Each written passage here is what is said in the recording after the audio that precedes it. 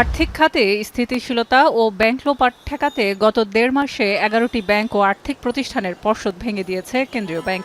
দেয়া হয়েছে নতুন পর্ষদ, কিন্তু গত ১.৫ বছরে ব্যাংক খাত শূন্য করে গেছে সাবেক আর্থিক কর্তৃপক্ষ।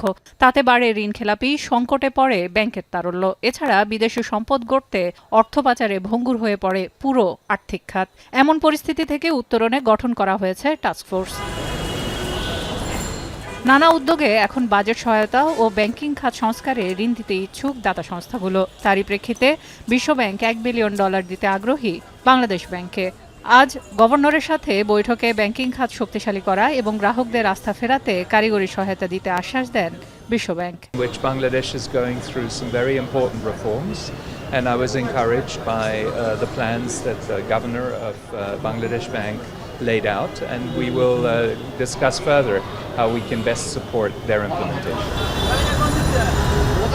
এদিকে এই ঋণ ব্যাংক খাতের বেহাত হওয়া সম্পদ উদ্ধারে, টাস্কফোর্সের কারিগরি সহায়তা ও বাংলাদেশ ব্যাংককে শক্তিশালী করতে ব্যবহার করা হবে বলে জানিয়েছে বাংলাদেশ ব্যাংকের মুখপাত্র। কারিগরি সহায়তা অর্থে যেটা বলা হয়েছে সেটা হলো বাংলাদেশ ব্যাংকের সক্ষমতা বৃদ্ধির জন্য।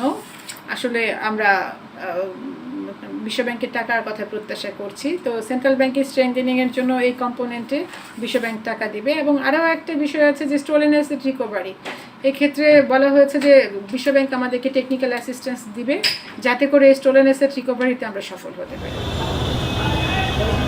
এদিকে এই অর্থের সুদ হার কি হবে তা নিয়ে এখনো কোনো আলোচনা না হলেও তা আন্তর্জাতিক সুদের হারে পাবে বাংলাদেশ। সেলিয়া সুলতানা, এখন, ঢাকা। শিয়া বাটার ও ভিটামিন ই সমৃদ্ধ lily glam beauty soap. Lily, always beautiful.